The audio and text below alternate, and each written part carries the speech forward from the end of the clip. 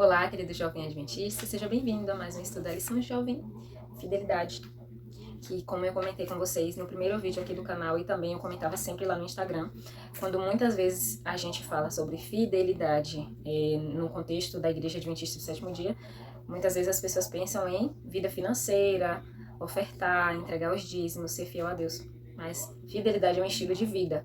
E só agora, 1º de fevereiro, na verdade, eu tava falando um pouco antes, né? Mas, tipo assim, só agora que vai se intensificar mais essa questão sobre as finanças, né? Sobre a gente saber administrar bem aquilo que Deus nos dá. Porque em todas essas outras lições foi falado um pouco sobre isso, mas falava muito mais sobre o estilo de adoração com a vida, com as atitudes, não simplesmente com os bens. Com as atitudes, com o obedecer à voz do Espírito Santo, com o estar conectado com Deus, com fazer a vontade de Deus, sabe? Com deixar o legado para os filhos. Foi mais sobre isso que a gente estudou a vida de Noé, a vida de Abraão e tudo mais. Então, agora que está vindo mais aqui falar sobre as finanças, que é também uma parte muito importante da nossa adoração a Deus, né? E hoje é quinta-feira, dia 2 de fevereiro. Hoje eu falei 1º de fevereiro. Eu espero que você tenha feito o seu momento hipertexto. Você sabe que hoje de quarta-feira eu não posto vídeo aqui no YouTube, porque eu já fiz um vídeo compartilhando como fazer o seu momento hipertexto, né? Dando um exemplo de um dos dias aí de janeiro que eu fiz, trazendo dicas para você como enriquecer o teu momento hipertexto, como você ter várias palavras para colocar na tua rede semântica, como você fazer comparação entre versões dos textos bíblicos com o texto-chave, entender cada texto bíblico para relacionar o texto-chave. Então, dia de quarta-feira é você e o Espírito Santo fazendo o momento hipertexto, tá bom? Com as dicas que eu já deixei no vídeo, como fazer o seu momento hipertexto, se você ainda não assistiu, tá aqui no canal. Então, hoje é quinta-feira, dia 2 de fevereiro, e aqui vai falar sobre a virtude agridoce, que o exemplo principal é Jesus. Também vai falar sobre Isaac, mas eu vou trazer um complemento para vocês hoje, que está nesse livro aqui, ó. Profetas e Reis, daquela mesma coleção do Patriarcas e Profetas, que eu estava compartilhando com vocês quando a gente estava falando sobre Abraão, Noé, Isaac e tal. Então, é da mesma coleção, é da mesma escritora. Então, eu vou trazer para vocês esse complemento, porque casou muito, né? O capítulo que eu estou fazendo o estudo do Reavivados Sua Palavra, eu faço o estudo do Reavivados, e por conta própria eu procuro a referência do Reavivados no Espírito de Profecia para eu entender melhor os textos bíblicos. Então, para eu ter a ampliação, né? Do que estava por trás ali, que estava nas entrelinhas bíblicas. E não vou dizer que foi coincidência, porque Deus sabe de todas as coisas, né? Eu creio que por providência casou aí o tema de hoje com o capítulo que eu estava lendo hoje, no ônibus, inclusive, enquanto eu ia para o trabalho. Já abri um parênteses para deixar a dica para você. Quando você for sair para algum lugar que você sabe que o trajeto vai demorar, ao invés de você ficar no celular, escolhe um livro, coloca dentro da tua bolsa e no teu trajeto, lê o livro. É melhor. Você consegue ler um livro inteiro, assim, só no trajeto, em poucos dias. Só nesse trajeto de ir de volta pro trabalho, esperar o ônibus, vai pro ponto. Eu já saio de casa com o livro na mão. Chego no ponto de ônibus, tô ali, ó, de olho na rua pra ver se o ônibus tá chegando e lendo. Dentro do ônibus eu tô lendo. Chego no terminal pra esperar outro ônibus, eu tô lendo. Chego no meu ambiente de trabalho, enquanto não começam as atividades, eu estou lendo. Volto pra qualquer outro lugar, se eu for pro terminal, eu estou lendo. Se eu vou pra casa da minha avó almoçar, depois eu leio de novo. Aí quando eu volto pra casa, leio de novo. Fechei parênteses. É uma dica pra você. Eu sou apaixonada por leitura e eu penso que a gente precisa encher a nossa mente com aquilo que edifica. Então, de preferência, livros cristãos, né? E eu não vou dar dica pra você de livros assim que sejam tão aleatórios. Claro, tem livros maravilhosos sobre saúde emocional, tem livros ótimos sobre finanças, sobre organização, né? Sobre disciplina. Tem diversos livros muito bons. Mas existem, dentro do nosso contexto cristão, muitos livros que falam sobre esses mesmos assuntos e são com princípios, né? Não é simplesmente um livro que fala sobre finanças por falar. Eu prefiro estudar um livro cristão que fale sobre finanças à luz da palavra de Deus, tá? Isso não significa que eu não leio outros tipos de livro, até porque eu sou professora, eu sou estudante universitária, então eu tenho contato com diversos outros livros. Mas eu vou indicar para você aquilo que edifica, tá bom? Então, como eu disse para vocês, aqui tem um exemplo de Jesus, falando sobre o altruísmo perfeito, que foi a entrega dele na cruz, e vai falar sobre o que Satanás ele quer fazer com a gente, né? Naturalmente, nós somos egoístas, e no livro Conselho sobre Mordomia, Ellen White vai dizer que o egoísmo é o mais forte e mais generalizado dos impulsos humanos. Porque do egoísmo vai partir todas as outras misérias que a gente faz, né? Os nossos impulsos. E aqui vai falar que Satanás, ele traz diversas dificuldades na nossa vida para que a gente fique com medo de perder algo, perder coisas, perder bens, e a gente não coloca a mente na bondade e na proteção de Deus. A gente acaba pensando que nós somos os depositários dos nossos bens e que tudo está nas nossas mãos e que tudo a gente que tem que segurar, que a gente tem que proteger, quando na verdade tudo que é nosso, na verdade, verdadeira mesmo, é de Deus e Ele só nos deu para poder administrar, né? Eu falei na verdade umas 3 vezes nessa última frase, mas você entendeu, tá, gente? Eu não vou ficar também corrigindo sempre redundância não, porque às vezes é preciso ser redundante. E aí, tem uma parte aqui na lição que diz assim: o inimigo sabe bem que, ao nos colocar nas areias movediças do medo, facilmente nos leva a confiar na proteção humana e a adotar estratégias frágeis para administrar as nossas finanças durante as crises, além dos conflitos. E a gente não administra só dinheiro, a gente administra a vida em diversos âmbitos. E quando a gente coloca a confiança na nossa própria inteligência, a gente rejeita a sabedoria de Deus, rejeita a proteção de Deus, tá? Mas eu quero me ater aqui no último parágrafo, que pra mim foi assim, bateu ali pra mim, foi... Não consegui achar uma palavra aqui pra dizer como foi esse parágrafo, mas vocês vão entender. O último parágrafo diz assim: é impossível transmitir o conhecimento de Jesus a outras pessoas se o nosso amor ao dinheiro ou aos ganhos transitórios revela que não conhecemos Jesus, que haja em nós o mesmo sentimento que houve também em Cristo Jesus. E faz referência aqui ao texto de Filipenses, capítulo 2, versículo 5, tá? Então, eu quero me ater nisso daqui, porque foi esta frase que fez conexão com o capítulo que eu li hoje, do livro Profetas e Reis. E esse livro vai iniciar falando sobre Salomão, porque é uma sequência de livros. Eu estava estudando o primeiro livro de Crônicas, e aí falou sobre Davi, aí quando chega em 2 Crônicas, Davi morre, entra Salomão. Então, no livro Patriarcas e Profetas, termina com os últimos anos da vida de Davi, a morte de Davi, e o nascimento de Salomão e o início do reinado de Salomão. Aí vem para a parte de Profetas e Reis, que é continuando a história de Salomão e todos os outros reis e tudo mais. É Antigo Testamento, tá? E aí, por que eu quero trazer Salomão aqui como exemplo? Porque quando a gente vai estudar o 2º livro de Crônicas, você vai ver o templo, a dedicação que foi feita e tudo mais, e a gente consegue entender que Salomão ele pediu sabedoria a Deus porque ele tinha compreensão de que ele tinha um desafio enorme à frente e ele não era autossuficiente ainda.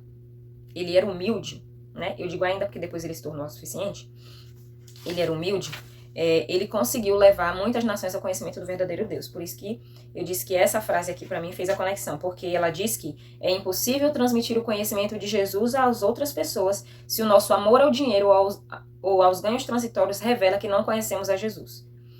E aconteceu isso na vida de Salomão. Aí eu quero ler para vocês aqui pequenas frases desse capítulo para que vocês consigam compreender o quanto isso é verdade. A gente não consegue transmitir o conhecimento de Jesus às outras pessoas se a gente lida com dinheiro, com a prosperidade de uma forma que as pessoas olham e falam: isso aí não é de Deus não. Entendeu? Porque foi isso que aconteceu depois com Salomão. Veja bem, Salomão construiu aquele templo maravilhoso, magnífico, para honrar e glorificar o nome do Senhor, né? E aí tem uma parte que diz assim, ó: muitos... peraí que eu me perdi, que eu estava no outro parágrafo. Aqui. Todos os reis da terra começaram a buscar a presença de Salomão para ouvirem a sua sabedoria que Deus lhe dera no coração. Muitos vinham para ver o sistema de seu governo e para receber instrução quanto à maneira de se conduzirem nos assuntos difíceis. Visitando essas pessoas a Salomão, ele lhes ensinava a respeito de Deus como Criador de todas as coisas, e elas retornavam aos seus lares com uma concepção mais clara do Deus de Israel e de seu amor pela raça humana. Nas obras da natureza contemplavam agora a expressão de seu amor e uma revelação de seu caráter, e muitos eram levados a adorá-lo como seu Deus. Então observa, logo no início, quando Salomão tinha aquela sabedoria orientado por Deus, todas as pessoas de todos os lugares da terra vinham visitar Salomão para aprender com ele como administrar o governo e aprender da sabedoria que ele tinha. E ele aproveitava essa oportunidade de ter tantas pessoas ao seu redor e ele ensinava elas a respeito de Deus como Criador de todas as coisas. E estas pessoas retornavam para os seus países, estes reis retornavam para os seus países com uma concepção mais clara do Deus de Israel e do seu amor pela raça humana. E muitos deles eram levados a adorar ao Deus verdadeiro pela influência de Salomão, pela sabedoria, pela forma com que ele se portava. Aí por que eu digo que deu ruim depois? E a gente vai seguindo aqui os capítulos, e tem o capítulo que vai falar sobre o orgulho da prosperidade, que foi quando Salomão começou a querer fortalecer o reino dele, aventurando-se no terreno proibido de Satanás. Qual era esse terreno? Ele estava fazendo associações com outras nações, e essas associações eram feitas com casamentos entre Salomão e princesas idólatras, que não mantinham conhecimento do verdadeiro Deus. E para satisfazer, o espírito de profecia diz, não sou eu que estou julgando Salomão, para satisfazer os seus desejos, ele usava a premissa de que estas mulheres poderiam ser convertidas ao culto ao verdadeiro Deus, quando na verdade, quando você vai estudar mais sobre a vida de Salomão, você vai perceber que foram as mulheres dele, nos últimos anos de sua vida, quando ele já estava cansado e tudo mais, as tantas mulheres que Salomão adquiriu, contrariamente à vontade de Deus, fizeram com que ele se voltasse a deuses pagãos e adorasse esses deuses, e se tornasse também um idólatra. E aí eu quero ler para vocês aqui uns trechinhos aqui, ó, que fala sobre essa questão do amor ao dinheiro, do apego, né, do orgulho, e ele se orgulhou. Então, o título, gente, eu não tô falando coisa da minha cabeça, não. O título é esse aqui, ó, Orgulho da Prosperidade. Esse é o título do capítulo, e ela vai destrinchar tudo o que aconteceu com Salomão. E aí, ela diz assim, ó, Salomão havia começado a perder de vista a fonte de seu poder e glória. À medida que a inclinação sobressaía a razão, a confiança em si mesmo aumentava, e ele procurava executar o propósito de Deus da sua própria maneira. Ele imaginava que as alianças políticas e comerciais com as nações vizinhas levariam essas nações ao conhecimento do verdadeiro Deus, e ele entrou em alianças não santificadas com nação após nação. Essas alianças eram seladas com casamento com as princesas pagãs, e os mandamentos de Jeová foram colocados de lado em favor dos costumes dos povos que estavam ao redor ali. O que acontecia? Ele presumia que a sabedoria dele, que era de Deus, né? Deus tinha dado a ele, que o poder do exemplo dele poderia levar as princesas pagãs e idólatras a adorarem o verdadeiro Deus. E a Ellen White vai dizer que essa é uma esperança completamente vã. Por quê? Porque ele achou que ele era suficientemente forte para resistir à tentação da idolatria que as suas esposas iriam trazer para ele. E aí, eu quero trazer uma parte aqui, ó. Essa questão de que você não consegue mostrar Jesus para as pessoas se você ama o dinheiro, ama a prosperidade. As pessoas vão olhar para você e não vão enxergar Jesus, né? É isso que está aqui no último texto da lição. E aí, aqui vem falando sobre como o povo de Israel admirava antes o Salomão sábio e como eles estavam entristecidos pelo que estava acontecendo. E aí diz assim, ó, o orgulho, a ambição, a prodigalidade e condescendência produziram frutos da crueldade e da extorsão. Por que aqui está falando sobre extorsão? Porque existiam muitos lucros que Salomão estava adquirindo, porque grandes taxas eram cobradas do povo sem nenhum tipo de necessidade. Ele estava querendo exceder as outras nações em grandeza, em riqueza, em poderes, e ele cobrava taxas altíssimas do povo. E o dinheiro que deveria ter sido conservado para propósitos sagrados, em benefício dos pobres e tal, foi colocado nos projetos ambiciosos de Salomão, porque ele já estava apegado realmente à prosperidade que Deus tinha dado a ele, mas essa prosperidade aí se tornou um perigo, né? E aí diz assim, o espírito que era considerado consciencioso, que havia assinalado o trato com o povo durante a primeira parte do seu reinado, e estava agora mudado. Do mais sábio e mais misericordioso dos reis, Salomão se degenerou num tirano.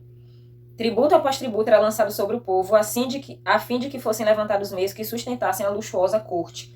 Então, ele cobrava tributo do povo para sustentar o luxo dele, quando, na verdade, esse dinheiro deveria ser usado. Na verdade, ele não deveria cobrar os tributos do povo, né? Tributos altos, mas o dinheiro que fosse arrecadado era para ser em benefício dos outros. Então, também tem a ver com isso, né? Aqui também fala sobre essa questão de a gente olhar mais para as necessidades dos outros do que para as nossas.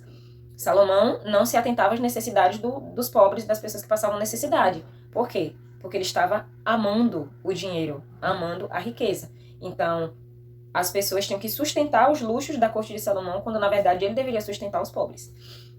E aí aqui diz, o povo começou a se queixar. O respeito e a admiração que haviam voltado ao seu rei se transformou em desafeto e repulsa. O Senhor havia ordenado que todos os que fossem reinar sobre Israel não multiplicassem muitas coisas. Não era para multiplicar cavalos, não era para multiplicar muitos carros, e não era também para se envolver em poligamia. E Salomão fez tudo isso. Salomão tinha muitíssimos, muitíssimos, muitíssimos mesmo. Lá em 2 Crônicas fala, 2 Crônicas, que ele tinha muitíssimos cavalos e carros e cavaleiros, e o tanto de mulheres que vocês já sabem, né? E aí, aqui diz que o rei apreciava cada vez mais o luxo, a consideração pessoal e o favor do mundo como as indicações de grandeza.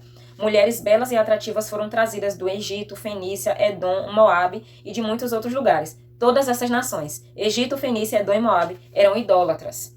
A religião dessas nações era idólatras. E elas tinham sido ensinadas sobre a prática de ritos cruéis.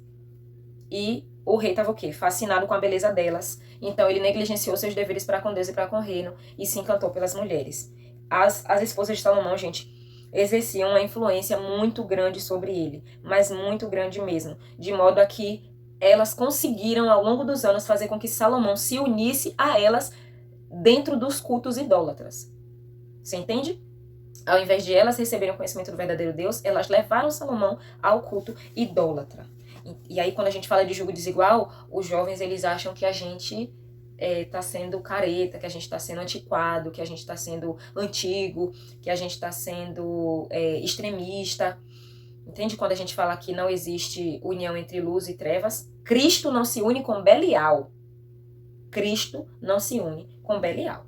Mas muitos jovens estão querendo unir as suas vidas a pessoas que não professam a fé verdadeira, genuína no Deus Todo-Poderoso, mas elas acham que elas não estão correndo perigo nenhum, porque elas acham que têm condições suficientes de resistir à tentação. Ai, ai. Foi isso que aconteceu com Salomão. Só se lascou, viu? Então, tô logo te avisando.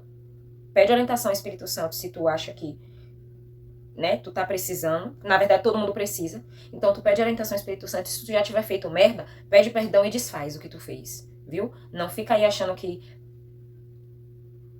quer brincar de campo minado, com Satanás?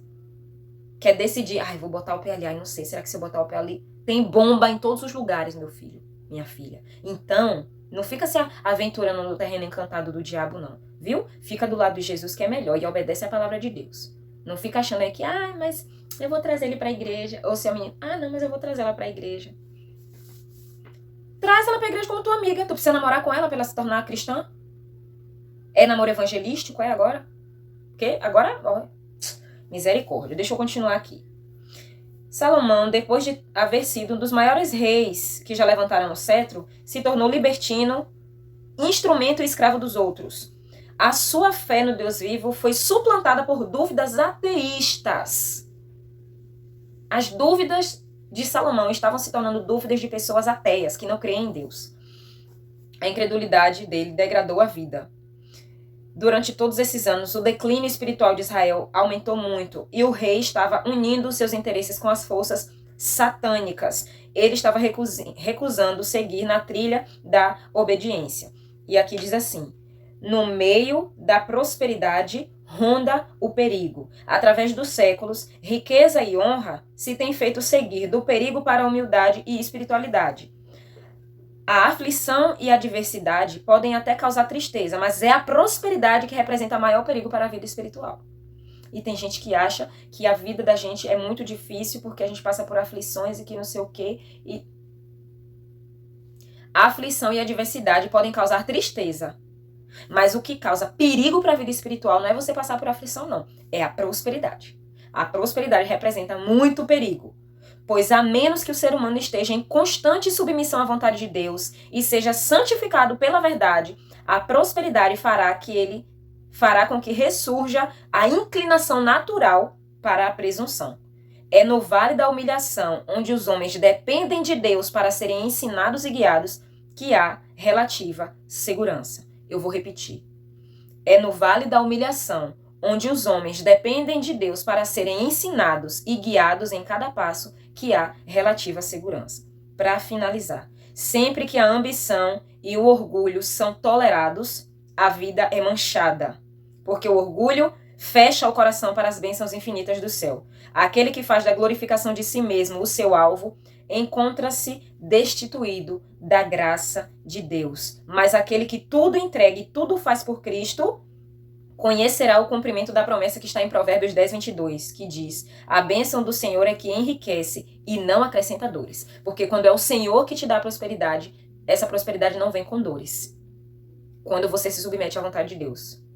A vida de Salomão era próspera e não tinha dores até o momento em que ele colocou em prática a sabedoria que ele pediu a Deus. Quando ele passou a amar as riquezas, as coisas deste mundo, aquela prosperidade se tornou a sua ruína. A prosperidade se torna ruína, mancha a vida.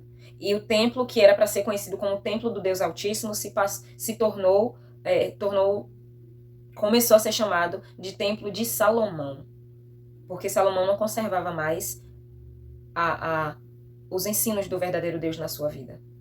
É tanto que você vê que quando a rainha de Sabá vai visitar Salomão, ela chega e diz assim: bendito seja o Senhor. Deixa eu até pegar aqui a parte que fala da rainha de Sabá. Diz assim: é verdade a palavra que eu ouvi na minha terra, das tuas coisas e da tua sabedoria. Eu não acreditava naquelas palavras até que eu vim e vi com os meus olhos. E ela diz: bendito seja o nome do Senhor por toda a tua sabedoria, por toda a tua prosperidade. Uma rainha de um local idólatra bendisse o nome do Senhor por ver a forma como Salomão administrava o seu reino e tudo mais. Só que depois que o tempo foi passando, Salomão foi atraindo para si a glória que deveria ser de Deus. E o templo que deveria se chamar Templo do Senhor se chamou Templo de Salomão. Então, o povo de Israel foi só ladeira abaixo. Quando se fala em declínio espiritual, gente, é isso aqui, ó. Acabou. O povo estava em declínio completo. Porque o rei estava com as forças satânicas ao seu favor. Ele não estava mais ao lado de Cristo. Deus não era mais o centro da adoração, sabe? O centro da adoração agora era a prosperidade, as riquezas, as posses. Então, é impossível nós fazermos o nome de Jesus conhecido para as outras pessoas se nós não amamos a Jesus porque servimos ao outro Deus.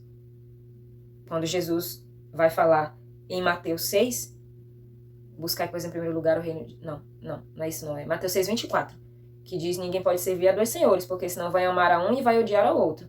Salomão começou a amar o dinheiro e a odiar a Deus, a presença de Deus. Tudo que era puro, justo, correto, Salomão começou a negligenciar e amar ao dinheiro. O egoísmo. Então, Deus vai dizer lá: é impossível servir a dois senhores, vocês não podem servir a Deus e a Mamon. Aí em outras versões vai dizer: vocês não podem servir a Deus e ao dinheiro. Mamon era o Deus da prosperidade, do dinheiro e tudo mais, né? Então é isso, gente. Não existe forma de nós apresentarmos o conhecimento do Deus verdadeiro se nós amamos as coisas do mundo e não amamos verdadeiramente a Jesus. Então, enquanto Salomão conservava o Espírito Santo ao seu lado e o conhecimento do verdadeiro Deus, quando os reis da terra vinham visitar Salomão, ele compartilhava da palavra de Deus e muitos desses reis acreditavam em Deus e passavam a adorar a Deus. Mas quando o orgulho da prosperidade tomou conta de tudo, Salomão se tornou idólatra, corrompido pelas suas mulheres, corrompido pela riqueza, pelo desejo da ambição, pelo orgulho de tudo que ele tinha. E, infelizmente, o nome de Deus foi desonrado, né? Então, essa virtude que Cristo teve em ser altruísta e esse defeito que Salomão teve, que todos nós temos de sermos egoístas, nós precisamos banir da nossa vida. E a gente só consegue banir pedindo ao Espírito Santo que faça morada em nós. Assim como diz aqui, é necessário que o nosso coração esteja aberto para a influência do céu. Nós precisamos entregar e fazer tudo por Cristo. A nossa vontade tem que estar em constante submissão à vontade de Deus. A nossa vida precisa estar santificada pela verdade. Caso contrário, meu filho, caso contrário, meus queridos, é só ladeira abaixo, viu? A gente só vai se lascar mesmo, vai quebrar a cara e depois vai voltar com o rabinho entre as pernas pedindo perdão a Jesus. E ele vai perdoar, porque ele é amor, ele é a fonte do perdão. Mas a gente tem que ter vergonha na cara, né? E parar de ficar, peca, eu vou pedir perdão, peca de novo, vou pedir perdão, peca... É graça? O pior que é graça mesmo, né? Eu tô perguntando, mas a palavra é graça. É graça, a misericórdia do Senhor. Mas uma hora a graça acaba, viu? Uma hora a porta da graça, ó, vai fechar. E aí quem tá caçando graça vai ficar fora da porta da graça, né? Então vamos todo mundo ficar debaixo da graça do Senhor, buscando fazer a vontade de Deus. Pra quando a porta da graça fechar, a gente tá do lado de dentro. Porque a gente estiver do lado de fora, minha filha, a gente se lascou, viu? É perdição, é só fogo e enxofre. Deus seja louvado pela sua palavra. E isso aí. Até o próximo vídeo.